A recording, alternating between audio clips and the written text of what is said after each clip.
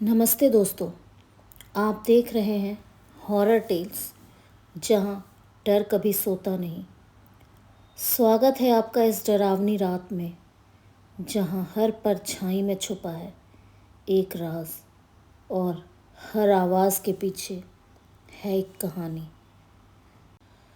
तो लाइट्स बंद कर लीजिए, हेडफोन लगा लीजिए, क्योंकि आज की रात हम आपको ले चलेंगे उस जगह जहां अंधेरा सिर्फ बाहर नहीं, अंदर भी है।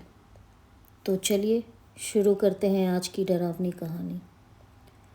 सर्दियों की ठंडी शाम थी। आसमान में काले बादल थे और हल्की बूंदाबांदी हो रही थी। तन्वी, नैना, आयुष्मान और अनमोल, ये चारों बचपन से दोस्त थे। इन दिनों सभी अपने अपने कॉलेज से छुट्टियों में लौटे थे और रोज़ शाम को कुछ साल पहले बनी हाउसिंग सोसाइटी के पार्क में मिलने लगे थे। नैना ने आसमान की ओर देखते हुए कहा, यार ये सोसाइटी कितनी जल्दी बन गई ना। अभी तो कुछ साल पहले ही यहाँ पे खाली मैदान था। आयुष्मान ने हंसते हुए जवाब दिया, हाँ, लेकिन एक फ्लैट है जो हमेशा बंद रहता है। मैंने कई बार देखा है, ऊपर वाली आखिरी मंजिल का आखिरी फ्लैट। कभी किसी को आते जाते नहीं देखा। अनमोल को ये सुनकर थोड़ी दिलचस्पी हुई। अरे, हो सकता है किसी ने खरीदा ही ना हो, या फिर कोई बाहर रहता होगा। तभी पास बैठा एक बुजुर्ग चौकीदार रामपाल उनकी बातें सुनकर पास आया। उसकी आंखों में एक अजीब डर साफ दिख रहा था। बेटा, उस फ्लैट का नाम मत लो, उसने धीमे आवाज़ में कहा। चारों चौंक गए। तन्वी ने उत्सुकता से पूछा, क्यों, क्या हुआ है वहाँ? रामपाल ने चारों ओर देखा, जैसे कोई सुन न ले। फिर धीमे आवाज़ में बोला, उस फ्लैट में कोई इंसान नहीं रहता। वहाँ कुंती नाम की औरत की आत्मा भटकती है। कहते हैं कई साल पहले वो यहाँ रहती थी और उसका बहुत बुरा अंत हुआ था। तब से उस फ्लैट को कोई खरीदने की हिम्मत नहीं करता है। जो भी गया वापस वैसे नहीं लौटा। नैना की आंखें फैल गईं। मतलब वहाँ कोई गया है? रामपाल ने सिर हिलाया। 3 साल पहले 2 लड़के गए थे। अगले दिन मिले, लेकिन कुछ बोल नहीं पा रहे थे। बस दीवारों को घूरते रहते और हंसते रहते थे। तब से वो फ्लैट में ताला बंद है। लेकिन आजकल रात में वहाँ लाइट जलने लगी है। चारों दोस्तों ने एक दूसरे की तरफ देखा। डर भी था, लेकिन रोमांच भी। आयुष्मान ने कहा, मुझे लगता है हमें जाकर देखना चाहिए। शायद कोई रहस्य है जो सबको डराता है। रामपाल घबरा गया। नहीं बेटा, भूल जाओ ये बात। जो वहाँ गया उसने शांति नहीं पाई। तुम लोग अच्छे बच्चे हो, मत जाओ। लेकिन चारों दोस्तों के चेहरे पर जिज्ञासा साफ थी। अगली रात उन्होंने तय किया वो फ्लैट में जाएंगे। अगले दिन रात में तेज़ हवा चल रही थी। चारों धीरे धीरे सीढ़ियाँ चढ़ते गए। पूरी सोसाइटी सो चुकी थी। ऊपर पहुंचकर उन्होंने देखा फ्लैट का दरवाज़ा आधा खुला था। नैना ने फुसफुसाते हुए कहा, दरवाज़ा खुला कैसे? अनमोल ने टॉर्च जलाई। हल्की सी कराने जैसी आवाज़ अंदर से आ रही थी। तन्वी ने धीरे से दरवाज़ा धक्का दिया। फ्लैट बिल्कुल साफ था। डाइनिंग टेबल पर 4 प्लेटें सजी थीं। गरम गरम खाना रखा था, जैसे किसी ने अभी भी बनाया हो। आयुष्मान की सांस रुक सी गई थी। ये किसने बनाया? अचानक पीछे से दरवाज़ा ज़ोर से बंद हो गया। चारों चीख पड़े। अंदर का माहौल अचानक ठंडा हो गया। दीवारों से धीमी हंसी सुनाई देने लगी। नैना कांपते हुए बोली, ये मजाक है ना? कोई हमें डरा रहा है। लेकिन उस हंसी में इंसानियत नहीं थी, वो किसी और दुनिया की थी। टेबल पर रखी प्लेटें अपने आप हिलने लगी। पहले धीरे धीरे, फिर तेज़ी से। चम्मच और ग्लास एक दूसरे से टकराने लगे। चारों दोस्त डर के मारे दीवार से चिपक गए। तन्वी ने धीरे से फुसफुसाया, ये कोई मजाक नहीं है, यहाँ कुछ है। नैना के हाथ काँप रहे थे। दरवाज़ा खोलो, मुझे यहाँ से जाना है। आयुष्मान ने दौड़कर दरवाज़ा खींचा, लेकिन दरवाज़ा हिल भी नहीं रहा था, बंद हो गया। ये अंदर से लॉक है। कमरे का पंखा अपने आप चलने लगा। हवा इतनी तेज़ थी कि कागज़ उड़ने लगे और तभी प्लेटें एक एक करके ज़मीन पर गिरने लगी। अचानक बिजली चली गई। पूरा फ्लैट अंधेरे में डूब गया। बस बाहर की बिजली कड़कने की आवाज़ और बारिश की टप टप सुनाई दे रही थी। अंधेरे में अचानक किसी के पैर घसीटने की आवाज़ आई। चारों दोस्त टॉर्च की रोशनी इधर उधर करने लगे। रोशनी जब डाइनिंग टेबल के पास पहुंची, वहाँ कुछ था। धीरे धीरे अंधेरे से एक आकृति बाहर आई। लंबे काले बाल, गीले जैसे अभी बारिश से भीगे हो। सफ़ेद साड़ी जो घुटनों तक फटी हुई थी। चेहरे पर अजीब सी मुस्कान, लेकिन आंखें लाल। नैना की चीख निकल गई, भूत भूत। वो औरत धीरे धीरे आगे आई। उसके पैर ज़मीन को छू भी नहीं रहे थे। उसने बहुत अजीब भारी आवाज़ में कहा, मेरा नाम कुंती है। चारों दोस्त एकदम जम गए। कुंती की आवाज़ धीमी थी, लेकिन डर से कपा देने वाली। डरो मत, मैं तुम्हें नुकसान नहीं पहुंचाऊंगी। मैं बस चाहती हूँ कि तुम मेरी मदद करो। तन्वी ने कांपते हुए पूछा, कैसी मदद? कुंती ने चारों को बैठने का इशारा किया। अचानक चारों के नीचे कुर्सियाँ अपने आप खिसक कर आ गई, जैसे किसी ने उन्हें बैठने के लिए बुलाया हो। कुंती ने धीमे स्वर में अपनी कहानी सुनानी शुरू की। मैं इस फ्लैट में बहुत साल पहले रहती थी। लोग मुझे अजीब समझते थे क्योंकि मैं अकेली रहती थी, लेकिन असली डर इस फ्लैट में छुपा है, मुझ में नहीं। चारों चौंक गए। क्या मतलब? अनमोल ने पूछा। कुंती की आंखों से आंसू बहने लगे। इस फ्लैट में मेरे साथ बहुत बुरा हुआ था। मैंने यहाँ किसी को बुलाया था जिस पर मैंने भरोसा किया था, लेकिन उसी ने मुझे धोखा दिया और मेरे साथ इतना भयानक अपराध किया कि मैंने फांसी लगा ली। मेरी आत्मा को शांति नहीं मिल पाई क्योंकि जिसने ये सब किया वो आज भी जिंदा है और यहीं आसपास है। कमरे में ठंड और बढ़ गई। कुंती ने चारों की तरफ देखा। मैं अकेली बदला नहीं ले सकती। मुझे इंसानों की मदद चाहिए। क्या तुम मेरी मदद करोगे? चारों दोस्तों ने एक दूसरे की तरफ देखा। सवाल मुश्किल था। तन्वी ने गहरी सांस ली। तुम्हारी मदद कैसे कर सकते हैं? कुंती के चेहरे पर हल्की मुस्कान आई। मैं तुम्हें रास्ता दिखाऊंगी, लेकिन ये आसान नहीं होगा। तुम्हें मेरे अतीत में झांकना होगा। तुम्हें वो रात फिर से देखनी होगी। वही सब महसूस करना होगा। अगर तुम डर गए तो हमेशा के लिए यहाँ फंस जाओगे। नैना का गला सूख गया। मतलब हमें तुम्हारा दर्द देखना होगा?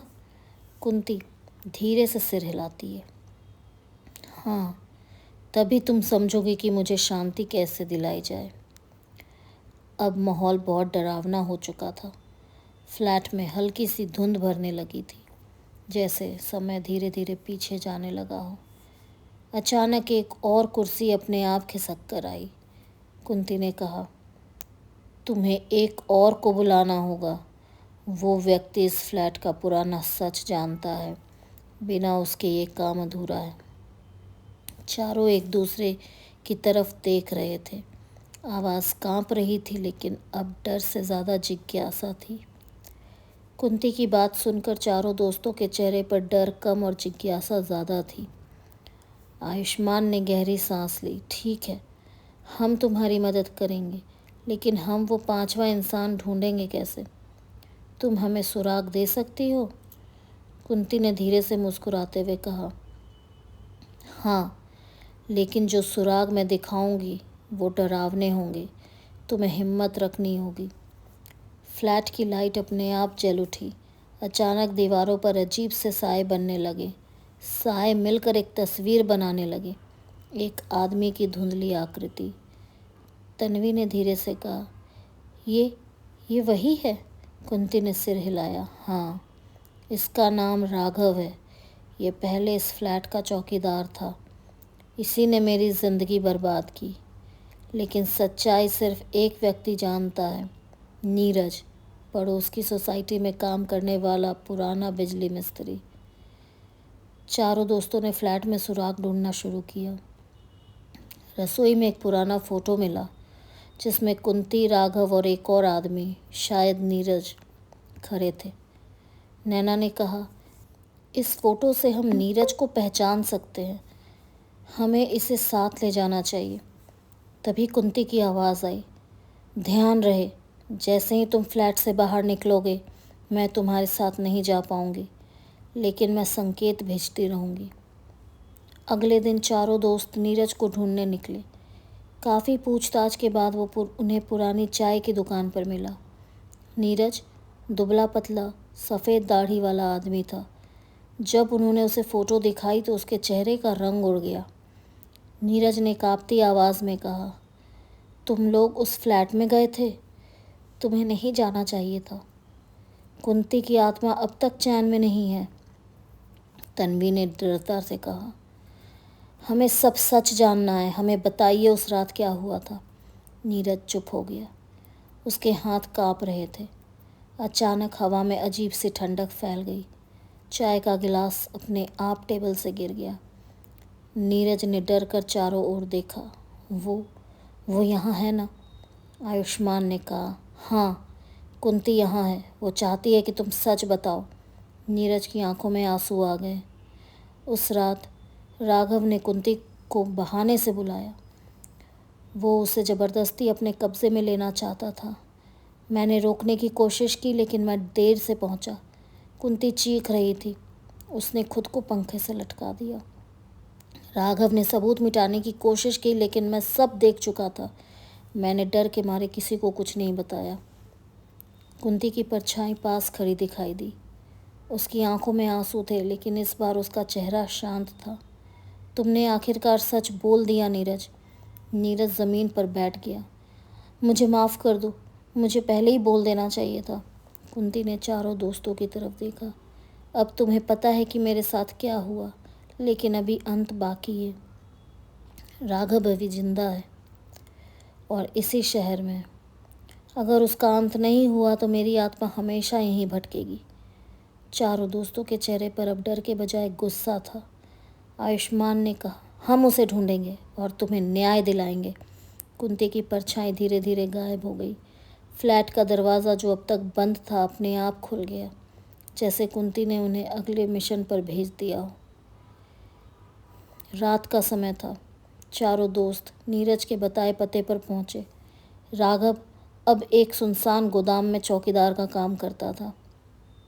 गोदाम के चारों तरफ अंधेरा था, बस एक पुरानी ट्यूबलाइट चपक रही थी। नैना ने धीरे से कहा, यह जगह तो और भी डरावनी लग रही है। तन्वी ने गंभीरता से कहा, हमें डरना नहीं है। ये वही रात है जब सब खत्म होगा। चारों धीरे धीरे गोदाम में गए। अंदर धूल और मकड़ी के जाले थे। पुरानी मशीनें पड़ी थी। अचानक पीछे से दरवाज़ा अपने आप बंद हो गया। अनमोल ने फुसफुसा कर कहा, ये कुंती ने किया है। तभी सामने से एक भारी आवाज़ आई, कौन है वहाँ? राघव सामने आया। उसका चेहरा अब बूढ़ा हो चुका था, लेकिन आंखों में अब भी वही डरावनी चमक थी। तुम लोग कौन हो? यहाँ क्यों आए हो? उसने गुस्से से पूछा। आयुष्मान आगे बढ़ा। तुम्हें याद है कुंती? राघव एक पल के लिए चौंका। कुंती? वो तो मर चुकी है। तन्वी ने कहा, हाँ, लेकिन उसकी आत्मा अभी भी यहीं है। और वो तब तक चैन से नहीं रहेगी जब तक तुम अपनी सज़ा नहीं पाते। अचानक गोदाम की ट्यूबलाइट बुझ गई। चारों तरफ घना अंधेरा फैल गया था। हवा में ठंड और भी बढ़ गई थी। धीरे धीरे धुंध से कुंती की परछाई बनी। इस बार उसका चेहरा गुस्से से लाल था। उसकी हंसी पूरे गोदाम में गूंजने लगी। राघव डर से पीछे हट गया। नहीं, मुझे छोड़ दो। कुंती की आवाज़ गूंज उठी। तुमने मेरी ज़िंदगी छीन ली, अब तुम्हारी बारी है। चारों दोस्त वहीं खड़े थे, डर और सन्नाटे में। कुंती धीरे धीरे राघव के पास आई। उसके लंबे बाल हवा में उड़ रहे थे। राघव चिल्लाने लगा, मुझे मत मारो, मैंने गलती की थी, मुझे मत मारो। कुंती ने कहा, गलती नहीं, पाप किया था तुमने। राघव पीछे हटते हटते मशीन के पास पहुंच गया। अचानक मशीन अपने आप चल पड़ी। लोहे के गियर घूमने लगे। राघव का पैर फंस गया और वो चीखने लगा। चारों दोस्तों ने आंखें बंद कर ली। कुछ सेकंड बाद गोदाम में सन्नाटा छा गया। जब सबने आंखें खोली, राघव ज़मीन पर पड़ा था, बेहोश, लेकिन उसके चेहरे पर डर साफ था। कुंती की परछाई धीरे धीरे शांत हो गई। उसके चेहरे पर पहली बार सुकून था। अब मैं जा सकती हूँ, उसने धीमे स्वर में कहा। तुम चारों ने मुझे न्याय दिलाया है, धन्यवाद। कुंती धीरे धीरे धुंध में बदल गई और गायब हो गई। जैसे ही कुंती गायब हुई, गोदाम का दरवाज़ा अपने आप खुल गया। चारों दोस्त बाहर आए। सुबह होने लगी थी। नैना ने कहा, क्या ये सब सच में हुआ है? अनमोल ने गोदाम की तरफ देखा। हाँ, लेकिन ये अंत नहीं है। तन्वी ने हैरानी से पूछा, मतलब? अनमोल ने ज़मीन पर पड़ी एक पुरानी डायरी उठाई। उस पर लिखा था, राघव अकेला नहीं था। चारों के चेहरों पर डर लौट आया। आयुष्मान ने कहा, मतलब अभी और कोई है जिसने उस रात। कैमरा धीरे धीरे डायरी पर जूम करता है। अंतिम पन्नों पर सिर्फ एक नाम लिखा था, विनीत। चारों एक दूसरे की तरफ देखते हैं और स्क्रीन ब्लैक हो जाती है। चारों दोस्त अगले ही दिन विनीत को ढूंढने निकलते हैं। वो शहर से बाहर एक पुराने मंदिर में मिलता है। विनीत उन्हें देखकर भागने लगता है, लेकिन अचानक हवा तेज़ हो जाती है। मंदिर की घंटियाँ अपने आप बजने लगती हैं। कुंती की आत्मा आखिर बार फिर प्रकट होती है। उसका चेहरा अब पूरी तरह शांत था। वो कहती है, धन्यवाद, तुम सब ने मुझ पूरा न्याय दिलाया। विनीत ज़मीन पर गिर जाता है और रोने लगता है। कुंती की आत्मा धीरे धीरे आसमान में चली जाती है। मंदिर का दीपक अपने आप जल उठता है। चारों दोस्त एक दूसरे को देखते हैं, सांस लेते हैं और मुस्कुराते हैं। कहानी यहीं ख़त्म होती है। अब सब कुछ सामान्य है।